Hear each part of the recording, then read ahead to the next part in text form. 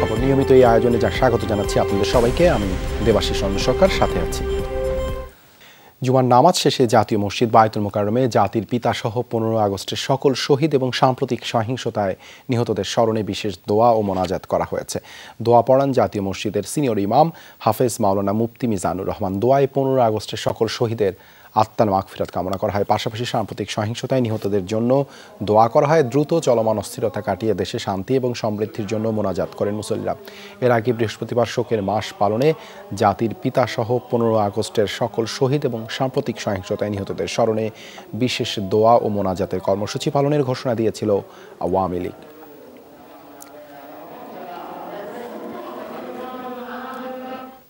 রাজধানীতে গণমিছিল করছে বৈষম্য বিরোধী ছাত্র আন্দোলন। দুপুরে জুমার নামাজের পর বায়তুল মোকাররম থেকে মিছিল শুরু হয়। বায়তুল মোকাররমের উত্তর গেট থেকে আন্দোলনকারীদের মিছিলটি পল্টন মোড় ও প্রেস ক্লাব হয়ে শাহবাগের দিকে যায়। পরে ঢাকা বিশ্ববিদ্যালয় এলাকায় ঢোকার চেষ্টা করলে পুলিশ বাধা দেয় এবং বাকবিতণ্ডা হয়। মিছিলটি প্রায় 10 মিনিট শাহবাগে অবস্থান করে। পরে মিছিলটি নিয়ে তারা প্রেস ক্লাবে যায়। সেখান থেকে দ্রোহের মিছিল ব্যানারে শহীদ মিনারে যায় বিভিন্ন শ্রেণী পেশার মানুষ।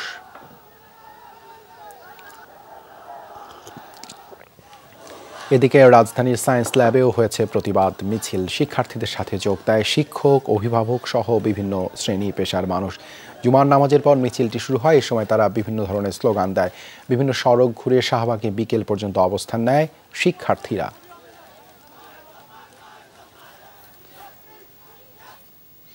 এর আগে কোটা সংস্কার আন্দোলনে শিক্ষার্থীদের সাথে একাত্মতা প্রকাশ করে বিভিন্ন সামাজিক সাংস্কৃতিক সংগঠন।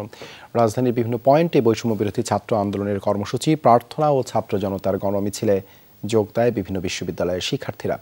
বিভিন্ন স্থানে সাংস্কৃতিক সমাজ আর লেখকদের আয়োজন থেকে ওঠে শিক্ষার্থী গ্রেপ্তার বন্ধের দাবি। কোটা সংস্কার আন্দোলনে হত্যাকাণ্ডের দায়ীদের বিচারের দাবিতে সকালে প্রগতি সরণিতে গণমিছিল করে বেসরকারি ব্র্যাক আর ইস্ট ওয়েস্ট বিশ্ববিদ্যালয়ের শিক্ষার্থীরা। তাদের অভিযোগ, আইন শৃঙ্খলা বাহিনী সাধারণ শিক্ষার্থীদেরকে গ্রেফতার, হয়রানি করছে।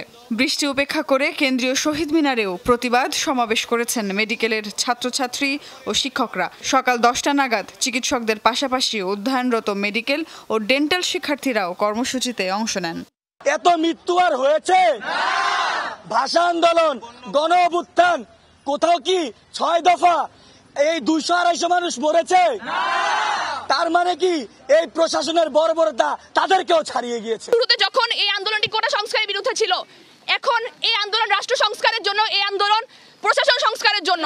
যে বাচ্চারা মারা গেল, আমি একজন মা, দিন শেষে আমি একজন মা, আমার বুকটা হাহাকার করে যে কিভাবে এই বাচ্চাগুলোকে কিভাবে নৃশংসভাবে মারতে পারলো। ঝুম বৃষ্টির মধ্যেই সকালে রাজুক উত্তরা মডেল কলেজের সামনে জড়ো হন শিক্ষার্থীরা। তাদের সাথে সংহতি জানান অভিভাবক, শিক্ষকরাও। সবার দাবি আটক শিক্ষার্থীদের মুক্তি আর ছাত্র হত্যার যথাযথ বিচার। ছাত্ররা রাস্তায় নামে, মনে রাখতে হবে এটা ইতিহাসের পুনরাবৃত্তি।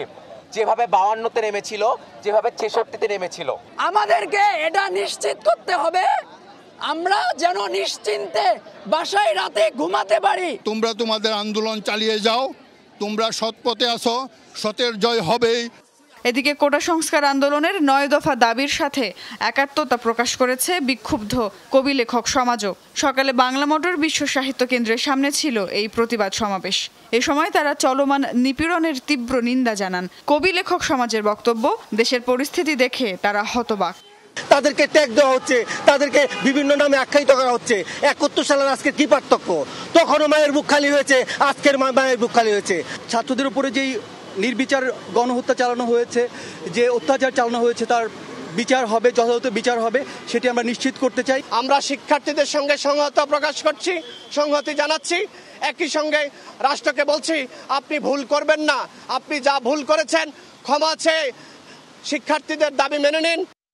জাতীয় প্রেস ক্লাবের সামনে বেলা 11টার পর প্রতিবাদী মঞ্চের ব্যানারে শোক র্যালি করেন মানবাধিকার কর্মীরা।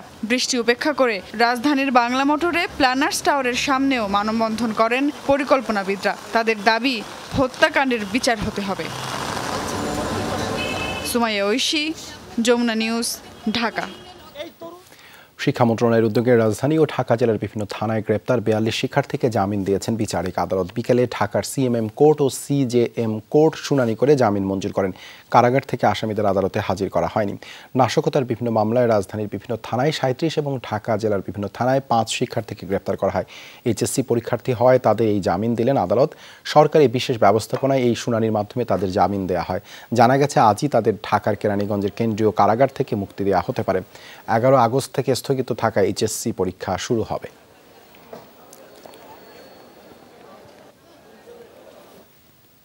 কোটার দাবি পূরণের পরও একটি মহল সরকার বনাম শিক্ষার্থী গেম খেলে ফায়দা লোটার অপচেষ্টা করছে, কিন্তু শিক্ষার্থীরা কারো ঢাল হিসেবে ব্যবহৃত হবে না, এই প্রত্যাশা আওয়ামী লীগ সাধারণ সম্পাদক ওবায়দুল কাদেরের। দুপুরে এক সংবাদ সম্মেলনে তিনি বলেন, সাম্প্রতিক সহিংসতায় কে অপরাধী কে অপরাধী নয় তা বিচার বিভাগীয় তদন্ত কমিটির মাধ্যমেই সুরাহা হবে। তিনি জানান, সাম্প্রতিক ঘটনায় বিভিন্ন শ্রেণী পেশার মানুষের সাথে মতবিনিময় শুরু করেছেন প্রধানমন্ত্রী। ওবায়দুল কাদের বলেন, মির্জা ফখরুলের বিবৃতি প্রমাণ করে তাদের সাথে জামায়াতের সম্পর্ক নিবিড়। কোটা আন্দোলন ও উদ্ভূত পরিস্থিতি নিয়ে কথা বলতেই আওয়ামী লীগ সাধারণ সম্পাদকের সংবাদ সম্মেলন। দলীয় সভাপতির ধানমন্ডির রাজনৈতিক কার্যালয়ে সমসাময়িক রাজনীতি নিয়েও কথা বলেন তিনি।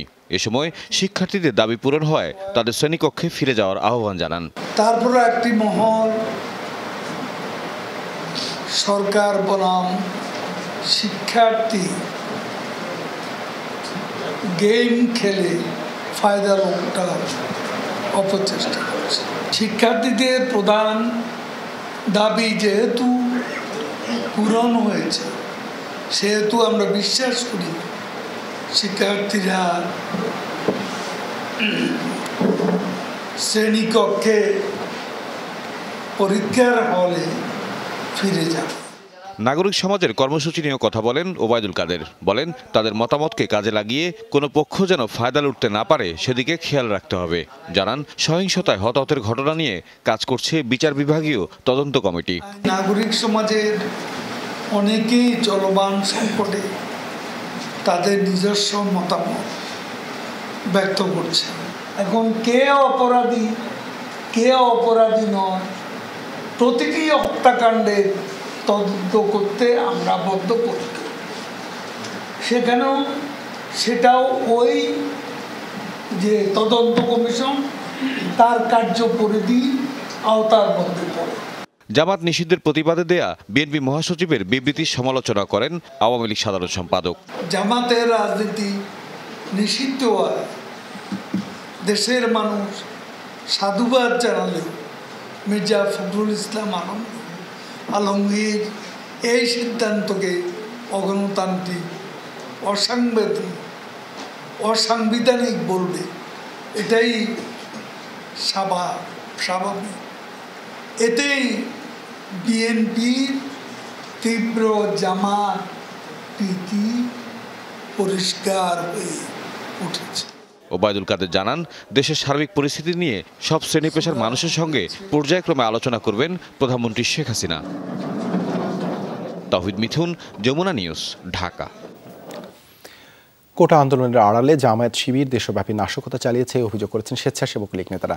আন্দোলন ঘিরে প্রতিটি হত্যাকাণ্ডের তারা সুষ্ঠু তদন্ত দাবি করেন। শোকের মাস আগস্টে সকালে ধানমন্ডি 32 নম্বরে জাতির পিতা বঙ্গবন্ধু শেখ মুজিবুর রহমানের প্রতিকৃতিতে শ্রদ্ধা নিবেদন করেন স্বেচ্ছাসেবক লীগের কেন্দ্রীয় কমিটির নেতারা। শ্রদ্ধা নিবেদনের পর মাসব্যাপী কর্মসূচি ঘোষণা করে সংগঠনটি। পরে স্বেচ্ছাসেবক লীগ নেতারা বলেন, নিষিদ্ধ হওয়ার কারণে জামায়াত শিবির দেশব্যাপী আবারও অপতৎপরতা চালাবে। এই অপতৎপরতা বন্ধে দেশব্যাপী সংগঠনের সব নেতাকর্মীকে সতর্ক থাকার নির্দেশও দেন স্বেচ্ছাসেবক লীগের নেতারা।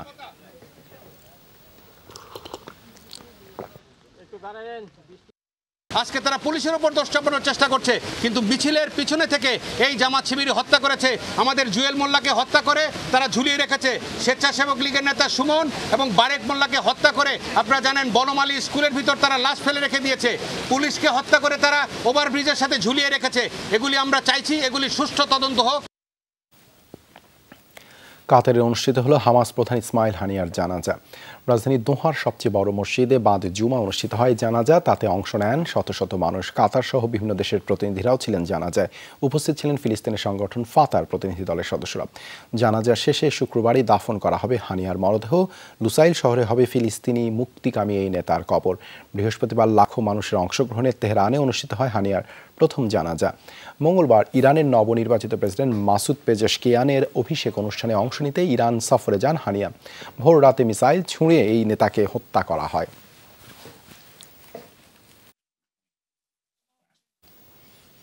কান্না কিংবা আহাজারি নয়, দোয়ার মাধ্যমে স্বামী ইসমাইল হানিয়াকে শেষ বিদায় জানালেন তার স্ত্রী আমাল হানিয়া। কাতারে হামাস প্রধানের মরদেহের পৌঁছানোর পর সৃষ্টি হয় হৃদয় বিদারক দৃশ্যের। এ সময় উপস্থিত সবাই কান্নায় ভেঙে পড়েন, কিন্তু দৃঢ় ও অবিচল ছিলেন আমাল হানিয়া। এ সময় স্বামীকে শহীদ হিসেবে কবুল করতে প্রার্থনা করেন তিনি। গাজায় বাকি নিহতদের জন্য দোয়া করেন হানিয়ার স্ত্রী।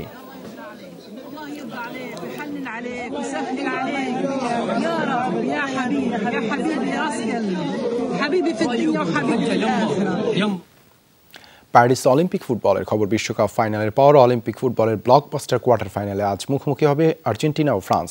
ম্যাচ শুরু হবে বাংলাদেশ সময় রাত 1টায়। বিশ্বমঞ্চে আরও একবার মুখোমুখি দুই জায়ান্ট। গ্রুপ এ এর শেষ ম্যাচে নিউজিল্যান্ডকে 3-0 গোলে হারিয়ে শীর্ষ অবস্থানে ফ্রান্স। অন্যদিকে গ্রুপ বিতে প্রথম ম্যাচে মরক্কোর কাছে হারায় দ্বিতীয় স্থানে শেষ করেছে আর্জেন্টিনা। মেসির প্রাক্তন সতীর্থ হাবিয়ের মাসচেরানো আর্জেন্টিনার কোচ। ফ্রান্সের দায়িত্বে রয়েছেন থিয়েরি অঁরি। বিএনপি, জামায়াত এবং ছাত্র শিবিরের নৈরাজ্যের প্রতিবাদে প্রতিবাদ মিছিল করেছে গাজীপুর মহানগর আওয়ামী লীগ নেতাকর্মীরা। গাজীপুর 2 আসনের সংসদ সদস্য জাহিদ আহসান রাসেল ও মহানগর আওয়ামী লীগের সহসভাপতি মতিউর রহমান মতির নেতৃত্বে মিছিলের আয়োজন করা হয়। ঢাকা ময়মনসিংহ মহাসড়কের আবদুল্লাপুর থেকে এরশাদনগর পর্যন্ত অবস্থান নেন গাজীপুর মহানগর আওয়ামী লীগ ও অঙ্গ সংগঠনের নেতারা। এ সময় বিএনপি, জামায়াত ইসলাম ও ছাত্র শিবিরের নৈরাজ্যের বিরুদ্ধে তারা স্লোগান দেন। পরে বিভিন্ন সড়ক প্রদক্ষিণ করে মিছিলটি টঙ্গী থানা আওয়ামী লীগের কার্যালয়ের সামনে শেষ হয়।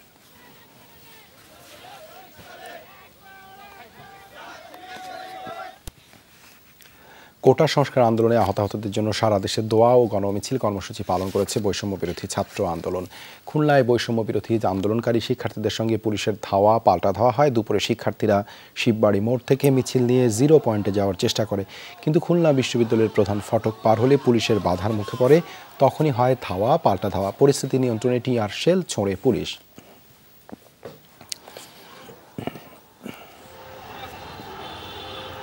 চট্টগ্রামে 9 দফা দাবিতে প্রতিবাদ মিছিল করে বৈষম্য বিরোধী ছাত্র আন্দোলন। পাশাপাশি গ্রেপ্তার শিক্ষার্থীদের মুক্তির দাবিও জানায় তারা। বাদজুমা নগরীর আন্দারকিল্লা মোড়ে জড়ো হয় শিক্ষার্থীরা। বৃষ্টি উপেক্ষা করে হাজারো মানুষ প্রতিবাদ মিছিল বের করে। পরে মিছিলটি লালদিঘি পুলিশ প্লাজা হয়ে নিউ মার্কেট চত্বরে জড়ো হয়। রংপুরে সকালেই বেগম রোকেয়া বিশ্ববিদ্যালয়ের প্রধান ফটকের সামনে জড়ো হন শিক্ষার্থীরা। তাদের সাথে একাত্মতা জানিয়ে যোগ দেন বিভিন্ন বিভাগের শিক্ষকরা। এ সময় গণগ্রেপ্তার বন্ধ, ছাত্রদের বিরুদ্ধে মামলা প্রত্যাহার সহ ক্যাম্পাস দ্রুত খুলে দেওয়ার দাবি জানান তারা। লক্ষ্মীপুরে জুমার নামাজের পর বাজার ব্রিজ থেকে মিছিল বের করে বৈষম্য বিরোধী ছাত্র আন্দোলনের শিক্ষার্থীরা। চকবাজার মসজিদের সামনে গেলে বাধার মুখে পড়ে তারা। সংঘর্ষে পুলিশ সহ অন্তত 20 জন আহত হয়।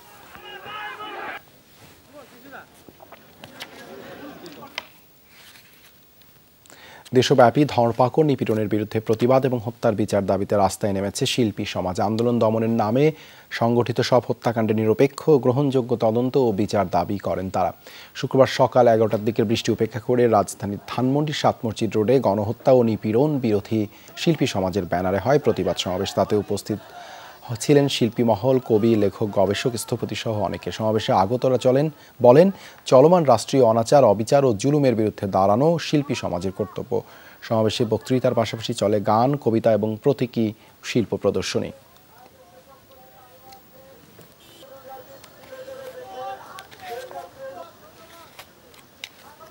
বাচ্চাগুলা যারা মারা গেল তাদের একটা বিচার হোক, এবং বিচার বলতে আমরা কি মিন করছি, সত্যিকার অর্থে যে বিচারটা সেটাই হোক। রাজপথে আমাদের বাচ্চারা যেভাবে মারা যাচ্ছে তাদের আমরা বিচার চাই। এই বাচ্চাদের যেই 9 দফা দাবি, গণগ্রেফতার, গুম, হত্যা চলছে, তার বিরুদ্ধে আমরা আজকে এই গণমিছিল এবং রাস্তায় নেমেছি। তরুণরা কি বলতে চাচ্ছে তাদের কথাগুলো শুনতে হবে, ব্যাখ্যা করতে হবে, এবং তার মধ্য দিয়ে আমি মনে করি এই সমস্যার সমাধান নিহিত। কোনোভাবেই কমছে না রোহিঙ্গা ক্যাম্পের অস্থিরতা। গেল এক বছরে শতাধিক হত্যাকাণ্ড ঘটেছে ক্যাম্পগুলোতে। মিয়ানমারের অভ্যন্তরীণ সংঘাতে বেড়েছে সন্ত্রাসীদের আনাগোনাও। এজন্য একে অপরকে দায়ী করছে সশস্ত্র গ্রুপগুলো। ক্যাম্পগুলোতে হত্যা নির্যাতনের সঙ্গে জড়িত বেশ কয়েকজনের নামও এসেছে যমুনা টেলিভিশনের হাতে। কক্সবাজার টেকনাফ সীমান্ত ও রোহিঙ্গা সমস্যা নিয়ে রিয়াজ রাহানের ধারাবাহিকের আজ প্রথম পর্ব। ছবি তুলেছেন লুৎফর রহমান। দিনে দুপুরে অস্ত্রশস্ত্র নিয়ে মহড়া উখিয়ার একটি রোহিঙ্গা ক্যাম্পে। আতঙ্কে যার যার ঘরে ঢুকে যান সাধারণ রোহিঙ্গারা। এবারে রোহিঙ্গা ক্যাম্পে অস্ত্রের উৎস খোঁজার চেষ্টা। কয়েকদিনের সে চেষ্টা অবশ্য একেবারে ফলশূন্য হয়নি। এখানে একটি ঘর, আর এই যে ঘর, তো বোঝার কোনো উপায় নাই যে এখানে আসলে কি হতে পারে। আমরা এখানে এসে গেছিলাম, এই যে এখানে বিদেশি একটি পিস্তল রয়েছে, আরেকটি পিস্তল রয়েছে, আরেকটি দেশীয় বন্দুক রয়েছে। তো এই যে অস্ত্রগুলো, সেই অস্ত্রগুলোর আসলে এখন পর্যন্ত যদিও মালিক পাওয়া যায় না। এবার কারা আমরা চেষ্টা করছি এগুলা কাদের, আসলে কারা এগুলো এখানে আনে সেটি জানার জন্য হয়তো আমাদের আরও কিছুক্ষণ সময় অপেক্ষা করতে হবে। খোঁজ নিয়ে জানা যায় ক্যাম্পের আধিপত্য, অস্ত্র, মাদক চোরাচালান সহ নানা ইস্যুতেই বিবাদমান গ্রুপগুলোর মধ্যে সংঘর্ষ লেগেই থাকে। চালানো হয় নির্মম নির্যাতন। অনুসন্ধানে অন্তত 2 ডজন ব্যক্তির নাম পাওয়া গেছে। এদের অধিকাংশই আরসা সদস্য বলে নিশ্চিত করেছেন রোহিঙ্গারা। আর তাদের বিরুদ্ধে হত্যা, নির্যাতন, মাদক কারবার সহ রয়েছে নানা অভিযোগ। রোহিঙ্গা ক্যাম্পে হত্যাকাণ্ডের জন্য সরাসরি আরসাকে দায়ী করছেন আরএসএ নেতারা। তবে হত্যাকাণ্ডের কথা স্বীকার না করলেও ক্যাম্পে নিজেদের আধিপত্যের কথা জানিয়েছেন আরসার সদস্যরা। রোহিঙ্গা ক্যাম্প বলতে আরসু নাই, এটা আছে তো আরসা, জিন কোন খরাফি করে আরসা করে দে। অনদিন আরসুর শিক্ষা নাই দে মানুষ মারা, ফিয়ারা মারা। এটা আরসু নবী সংগুরু অনুগুরুপ এটা নদীম সিরিফ আর আরতাহিন দেই এখন পুরা ক্যাম্প আর দহলত আইগে আর এটার অনুগুরুপ খাই নদীম। দিনের বেলায় সন্ত্রাসীরা এসব অস্ত্র নিরাপদ স্থানে রেখে যার যার কাজে চলে যায়। সন্ধ্যা নামতেই আতঙ্ক তৈরি হয় ক্যাম্পগুলোতে। আইনশৃঙ্খলা বাহিনী ও ক্যাম্পের বিভিন্ন সূত্রে পাওয়া তথ্য মতে গেল এক বছরে 70টির মতো খুনের ঘটনা ঘটেছে উখিয়া টেকনাফের রোহিঙ্গা ক্যাম্পে। এ সময়ে শতাধিক অবৈধ অস্ত্র উদ্ধার করেছে আইনশৃঙ্খলা বাহিনী। সূত্র বলছে ক্যাম্প ও আশপাশের পাহাড়ে নিজেরাই তৈরি করে দেশীয় অস্ত্র, আর বিদেশি অস্ত্র আসে প্রতিবেশী দেশ থেকে। একদিকে হত্যাসা, অন্যদিকে কয়েকটি গ্রুপ আছে যারা চাঁদাবাজি, অপহরণ, মাদক ব্যবসা এগুলো নিয়ন্ত্রণ করে অর্থ সংগ্রহের চেষ্টা করে। তো এই গ্রুপগুলি তাদের আধিপত্য বিস্তারের জন্য নিজেরা এই হানাহানিতে লিপ্ত হচ্ছে। মহেশখালী ঈদগড়ে কিছু অসাধু আছে যারা এই ইম্প্রোভাইজড ওয়েতে অস্ত্রগুলো তৈরি করে ওখান থেকেই কালেকশন করে, এবং ঈদগড়েও কিছু আছে, এবং এই কক্সবাজার ম্যাক্সিমাম জায়গায় হচ্ছে সাগর, পাহাড়ি এলাকা, রিমোট এরিয়া আছে। মিয়ানমারের সংঘাত আরও জোরালো হলে এখানকার ক্যাম্পগুলো উত্তপ্ত হবার শঙ্কা করছেন আইনশৃঙ্খলা বাহিনীর কর্মকর্তারা। রোহিঙ্গা ক্যাম্পের 2টি আলোচিত পাহাড় রয়েছে। আমি এখন যেখানে রয়েছি এটি হচ্ছে ইরানি পাহাড়, আর এটি রয়েছে লাল পাহাড়। এই 2টি পাহাড় থেকেই সবচেয়ে বেশি হত্যাকাণ্ডের পর লাশ উদ্ধার করা হয়েছে। পাশাপাশি এপিবিএন এবং র্যাব সহ বিভিন্ন সংস্থার অভিযানে সবচেয়ে বেশি গোলাবারুদ উদ্ধার করা হয়েছে এখান থেকেই। এখানকার রোহিঙ্গারা বলছেন একদিকে নিজ দেশে ফিরে যাওয়ার যন্ত্রণা রয়েছে তাদের মধ্যে, অপরদিকে একই সম্প্রদায়ের কিছু সশস্ত্র গোষ্ঠীর নির্মম নির্যাতনে অতিষ্ঠ তাদের জীবন। তাই প্রত্যাবাসনের আগে অন্তত এখানে যতদিন আছেন ততদিন নিশ্চিন্তে নিরাপদ জীবনযাপন করার প্রত্যাশা করেন রোহিঙ্গারা। রিয়াজ রায়হান, যমুনা নিউজ, পালংখালী, উখিয়া, কক্সবাজার। দূরত্ব অনুযায়ী ট্রাকের ভাড়া নির্ধারণ করে দিতে চায় সরকার। এই বিষয়ে মালিক সমিতির সাথে আলোচনা চলছে, এমনটাই জানিয়েছেন বাণিজ্য প্রতিমন্ত্রী। সকালে ট্রেডিং কর্পোরেশন ও বাংলাদেশ টিসিবির স্থায়ী বিক্রয় কেন্দ্র উদ্বোধন করেন তিনি। জানানো হয় ট্রাকের পরিবর্তে এখন নির্দিষ্ট দোকানে ভর্তুকি দামে পণ্য কেনা যাবে। চাল ও আটা মিলবে সারা বছর। নির্ধারিত সময়ে তেল, চিনি সহ অন্যান্য পণ্য রাখা হবে। কিনতে পারবেন ফ্যামিলি কার্ডধারীরা। প্রতিমন্ত্রী জানান গত কয়েকদিনে পণ্য সরবরাহ বিঘ্নিত হয়েছে, এজন্য শুক্র ও শনিবারে কাজ করছেন টিসিবি কর্মীরা। এ সময় আলু ও পেঁয়াজের চড়া দাম নিয়ে প্রশ্ন ওঠে। প্রতিমন্ত্রী জানান ট্রাক ভাড়ার কারণে পণ্যের দাম বেড়েছে।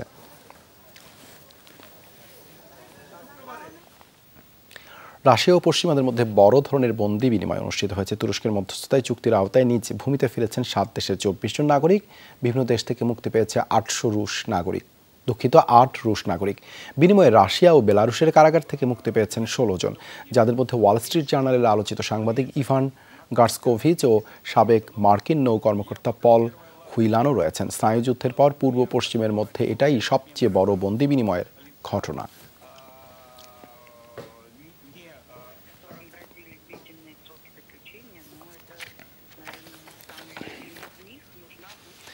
অস্ট্রেলিয়ার ঘরোয়া ক্রিকেট ক্লাব নর্দার্ন টেরিটরি স্ট্রাইকের বিপক্ষে 112 রানের জয় পেয়েছে বাংলাদেশ হাই পারফরমেন্স দল। শুরুতেই ব্যাট করে বাংলাদেশ এইচপি দল নির্ধারিত 50 ওভারে 250 রান তুলে অল আউট হয়ে জবাব দিতে নেমে নর্দার্ন টেরিটরি 42 ওভারে 118 রানে আটকে যায়। বাংলাদেশ এইচপি দলের ওপেনার তানজিদ তামিম 64 বলে 53 রানের ইনিংস খেলেন, 4টি 4 ও 1টি ছক্কা মারেন তিনি। আরেক ওপেনার পারভেজ ইমনের সঙ্গে 100 রানের জুটি করেন তিনি। 47 রান করেন ইমন।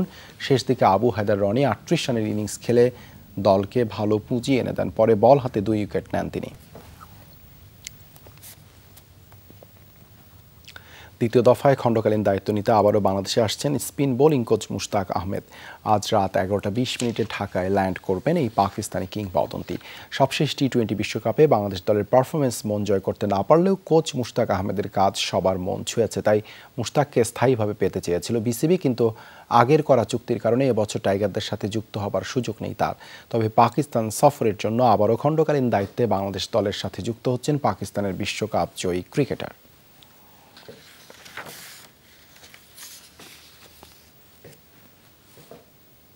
খাগড়াছড়িতে চলমান পরিস্থিতি নিয়ে জেলা আওয়ামী লীগের বিশেষ সভা অনুষ্ঠিত হয়েছে। এতে সভাপতিত্ব করেন পার্বত্য চট্টগ্রাম বিষয়ক মন্ত্রণালয়ের প্রতিমন্ত্রী ও জেলা আওয়ামী লীগ সভাপতি কুজেন্দ্র লাল ত্রিপুরা। সভায় দেশব্যাপী বিএনপি জামায়াতের সহিংসতা প্রতিরোধে দলীয় নেতাকর্মীদের ঐক্যবদ্ধ এবং সতর্ক থাকার আহ্বান জানান তিনি। সভায় ছিলেন জেলা ও উপজেলা আওয়ামী লীগের বিভিন্ন পর্যায়ের নেতৃবৃন্দ।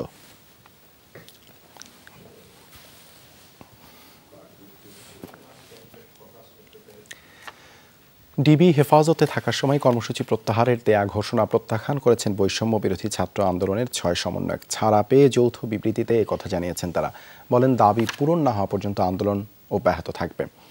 বিবৃতিতে সমন্বয়করা দাবি করেন, ডিবি অফিসে তাদের জোর করে খাবার টেবিলে বসিয়ে ভিডিও করা হয়, ছেড়ে দেওয়ার আশ্বাস দিয়ে পরিবারকে ডেকে 13 ঘন্টা বসিয়ে রাখা হয় এবং মিডিয়ায় মিথ্যা স্টেটমেন্ট দেখানো হয়। শিক্ষকরা দেখা করতে এলে দেখা করতে দেয়া হয়নি। জানান, অন্যায়ভাবে সমন্বয়কদের আটক, সারা দেশে শিক্ষার্থীদের গ্রেপ্তার ও নির্যাতনের প্রতিবাদে গত 30 জুলাই রাত থেকে সমন্বয়ক নাহিদ ইসলাম, আসিফ মাহমুদ ও আবু বাকের ডিবি অফিসে আটক অবস্থায় অনশন শুরু করেন। পরে তাদের সাথে যোগ দেন সার্জিস আলম, হাসনাদ আবদুল্লাহ ও নুসরাত তাবাসসুম। প্রায় 32 ঘন্টা অনশনের পর সদ্য বিদায়ী ডিএমপি ডিবির অতিরিক্ত কমিশনার 6 সমন্বয়ককে মুক্তির চূড়ান্ত সিদ্ধান্ত দিলে অনশন ভাঙা হয়।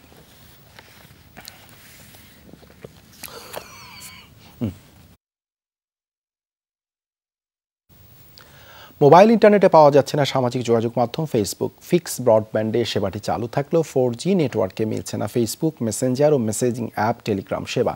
সংশ্লিষ্টরা জানান, দুপুর 12:30টার পর মোবাইল নেটওয়ার্কে মেটার প্ল্যাটফর্মগুলোর ক্যাশ থেকে ফেসবুকের সেবা বন্ধ। পাশাপাশি এই নেটওয়ার্কে টেলিগ্রামও বন্ধ করা হয়েছে। ফলে মোবাইল ইন্টারনেটে চলছে না দুটি অ্যাপস। গত 17 জুলাই রাত থেকে 31 জুলাই দুপুর পর্যন্ত মেটার প্ল্যাটফর্মগুলো বন্ধ ছিল। 31 জুলাই বেলা 2টার পর থেকে তা চালু হয়। দেশে মোবাইল ইন্টারনেট ব্যবহারকারী 12.5 কোটি। মৌসুমি বায়ুর প্রভাবে দেশের বিভিন্ন স্থানে বৃষ্টি, এতে কোথাও কোথাও দেখা দিয়েছে জলাবদ্ধতা। বরিশালে বুধবার থেকেই কখনো গুড়ি কখনো মাঝারি বৃষ্টি হচ্ছে। বিরামহীন বৃষ্টিতে নগরীর নবগ্রাম রোড, জিয়া সড়ক, আলেকান্দা স্টেডিয়াম কলোনি সহ বিভিন্ন এলাকায় জলাবদ্ধতা দেখা যায়। রাস্তাঘাটেও জমেছে পানি। জল ও জটের কারণে ব্যাহত যান চলাচল, ভোগান্তি পোহাচ্ছেন বাসিন্দারা। টানা বৃষ্টিতে খাগড়াছড়িতে বেড়েছে নদ নদী, ছড়া ও খালের পানি। প্লাবিত শহরের বেশ কিছু এলাকা জলমগ্ন। বাড়িঘর, দোকানপাট, ফসলি জমিও তলিয়েছে পানির নিচে।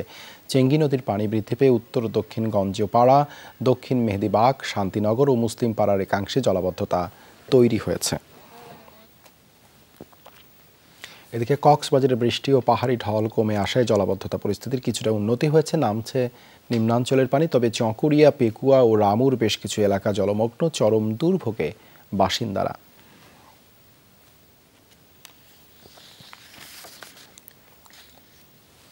এদিকে রোববার পর্যন্ত ঝড় বৃষ্টি ও ভারী বর্ষণ থাকতে পারে উল্লেখ করে সমুদ্র বন্দরগুলোকে 3 নম্বর সতর্কতা সংকেত দেখাতে বলেছে আবহাওয়া অফিস। ভারী বৃষ্টিপাত সতর্ক বার্তা এগুলো এখনও অব্যাহত রয়েছে এবং আগামীকাল সকাল থেকে পরের দিন অর্থাৎ 4 তারিখ সন্ধ্যা পর্যন্ত বৃষ্টিপাতের তীব্রতা একটু কমে যেতে পারে, কিন্তু 4 তারিখ সন্ধ্যার পরে আবার ক্রমাগতভাবে বৃষ্টিপাতের তীব্রতা বৃদ্ধি পাবে। মৌসুমী বায়ুর সক্রিয়তার কারণে যে বৃষ্টিপাত তা অব্যাহত থাকবে প্রায় 10 দিন। ভারতের কেরালায় ভয়াবহ ভূমিধসে প্রাণহানি বেড়ে দাঁড়ালো 316 জনে, বেড়েছে নিখোঁজ মানুষের সংখ্যা। বুধবার 227 জন নিখোঁজের তথ্য দিলেও একদিন পরেই কর্তৃপক্ষ জানায় এই সংখ্যা 240। যে তালিকায় রয়েছে 27 শিশু ও 76 নারী। প্রাণহানি আরও বাড়বে এই সংখ্যা কর্তৃপক্ষের। দুর্গত এলাকায় নিখোঁজদের উদ্ধারে কাজ করছে সেনা, নৌসহ বিভিন্ন বাহিনীর 1600 সদস্য। সোমবার মধ্যরাতে রাজ্যের ওয়াইনাড জেলায় ভারী বৃষ্টির কারণে হয় পাহাড়ি ঢল, তাতে দেখা দেয় ব্যাপক ভূমিধস।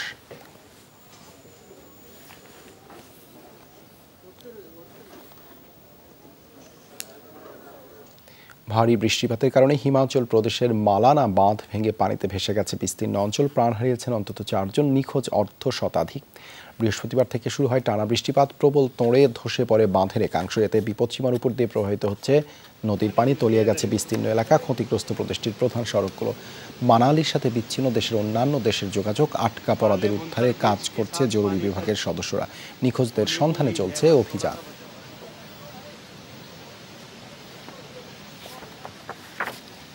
তিন জেলায় সড়ক দুর্ঘটনায় সহোদরসহ 7 জন নিহত হয়েছেন, আহত হয়েছেন বেশ কয়েকজন। সকালে রাজবাড়ী কুষ্টিয়া আঞ্চলিক মহাসড়কের আলাদিপুর এলাকায় বাসের সাথে সিমেন্ট বোঝাই ট্রাকের মুখোমুখি সংঘর্ষ হয়। দুমড়ে মুচড়ে যায় বাসের সামনের অংশ। এতে ঘটনাস্থলেই প্রাণ হারান একজন, আহত 6 জনকে উদ্ধার করে হাসপাতালে নেয় স্থানীয়রা। এ সময় চিকিৎসাধীন অবস্থায় একজন ও ঢাকায় নেয়ার পথে মারা যান আরও একজন। এছাড়া নীলফামারীর কিশোরগঞ্জে 2 জন এবং সৈয়দপুরে 2 জন নিহত হয়েছেন।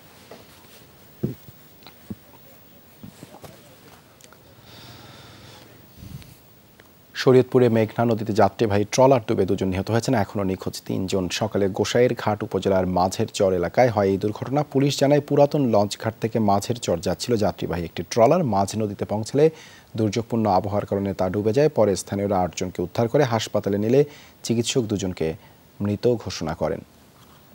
নদীর মাঝখানে আইছি আর জ্বর ছাড়ছে, মানে ঢেউ হয়েছে অতিরিক্ত। ঢেউর কারণে নৌকা একটু লড়ছে চড়ছে আর মানুষ একাইতে গেছে আর নৌকা বুড়ে গেছে। আমাদের উদ্ধার কার্যক্রম চলমান আছে। আমরা আমাদের ডুবুরি আসছে, ডুবাইছে এতক্ষণে, এখন রেস্টের জন্য উঠছে। আমরা আবার ডুবাইতে নামবো এবং আমাদের উদ্ধার কার্যক্রম চলমান থাকবে। শেরপুরের ঝিনাইগাতি উপজেলার পাহাড়ি অঞ্চলগুলোয় বাড়ছে থাই জাতের গোলাপ ফুলের চাষ। প্রতি মাসে চাষিরা বিক্রি করছেন লাখ লাখ টাকার ফুল। কৃষি বিভাগ বলছে অন্যান্য জায়গার তুলনায় এই এলাকার ফুলের গুণগত মান ভালো হওয়ায় ঢাকা সহ বিভিন্ন জেলায় চাহিদা বাড়ছে।